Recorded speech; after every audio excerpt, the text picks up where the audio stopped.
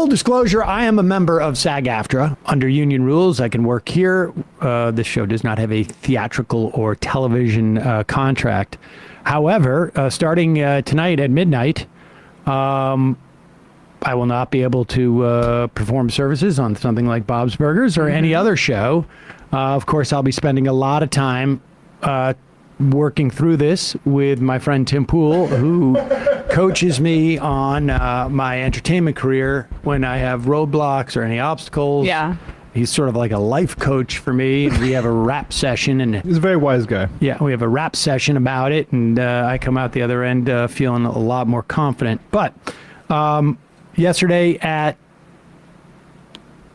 3 p.m., I believe it was, Eastern time, maybe 1 p.m., I can't remember exactly. I watched it. The SAG-AFTRA, and just a reminder, SAG and AFTRA merged, I think it was now 6-7 years ago. I can't remember. They've been trying to do this for a long time. I was a member of both AFTRA and SAG, and now I'm a member of SAG-AFTRA. I was formerly a member of the WGA, but I haven't written script in over 11 years. So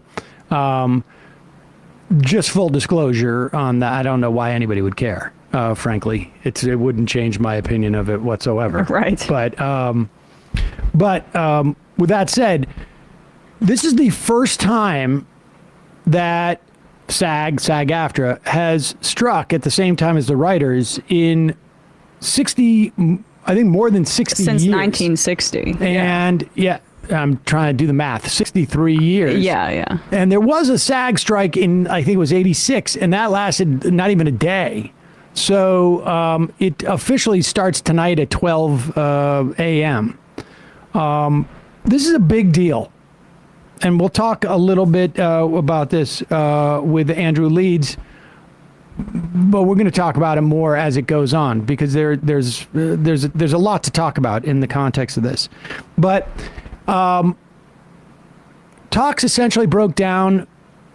SAG-AFTRA extended for 12 days. There's a lot of speculation that the reason why the producers wanted to do this was not to actually negotiate more because they didn't seem to make any effort over that time, but rather because there were some summer blockbusters out, and SAG-AFTRA actors cannot go on a promotional tour once we strike. Yeah.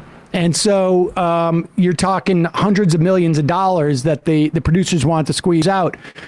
As far as I can tell, they didn't want to even meet during that time. At the last hour, they called for a federal mediator, again, probably to squeeze out another week's worth of promos. That's not going to happen. And there were two people who basically spoke. One was Fran Drescher. She is the SAG-AFTRA president. And another guy, and she was obviously an actress, or she still is. I mean, she's a working actor, but she was most known for The Nanny. And then another guy named Duncan Crabtree-Ireland. He is the SAG-AFTRA director. He was never an actor, as far as I know. But they were asked a bunch of questions. We got one clip here of Crabtree-Ireland explaining what one of the major issues. The really big issues are residual payments and then in the final analysis, this AI stuff. But the residual payments we'll talk more about later. But this is just fascinating. It gives you a sense of like what the actors are protecting here. Listen to this. It's amazing that this was even put on the table by the producers. But this groundbreaking AI proposal that they gave us yesterday, in that groundbreaking AI proposal, they proposed that our background performers should be able to be scanned, get paid for 1 day's pay, and their company should own that scan, their image, their likeness, and should be able to use it for the rest of eternity in any project they want with no consent and no compensation. So if you think that's a groundbreaking proposal, I suggest you think again. All right, and the important thing about this, I mean, aside from it just being creepy as F, I mean, understand if you're a background worker, there are some people who can make a living on it. I mean, barely, squeak by as a second job. But it gives people an opportunity to sort of like get a sense of what it is to be on a movie set or a TV set, and as a decent second job, and also can help you get over the hump for the $23,000, $24,000 a year you need to qualify for health care. But here's the thing is that, we'll hear a lot about how like the actors are keeping from a lot of people on the set from working, same with the writers, et cetera, et cetera. Understand that the amount of the set that is dedicated to the background is massive. So not just organizing background actors, but creating the background.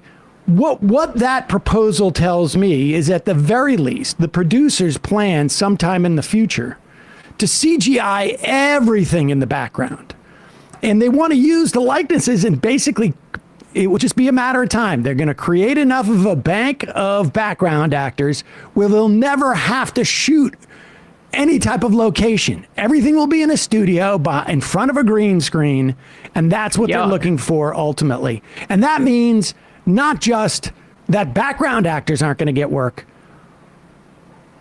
The grips, the keys, the ADs, the PAs, the location scouts, everybody associated with making a major production in that way would be taken out of the picture. Yeah. And so this is just, it really is an astonishing thing to put out there and leave on the table, when they walk away from the thing. It just basically shows, the performance that the producers are doing. The priorities that they have. Go ahead, Matt. Oh, Ashley Nicole Black, who does a voice on Bob's Burgers, she's also a writer. So this is an attempt to destroy a union, make every background actor's career one day long, and you also remove a large group of actors from the union and pension and healthcare. Without a doubt. And also, this was what we've been saying is the thing that raises most alarm bells about the promulgation or the growth of AI, which is it as an anti-labor practice, as opposed to like, oh, it's going to become some dystopian, hellish future right away. I think the most realistic threat is that it's going to be used to circumvent and cut back on labor for a variety of industries. This one's just like as you say, a creepy example of it. Yeah. And also, once they open the door to that type of dynamic, we own your image in perpetuity. And we can put it in any context. Yeah. It's just a matter of, like, who do they keep expanding into that circle? Oh, look, Robin Williams is in the new Marvel Universe movie. That was a 30 Rock plot, Seinfeld vision, but...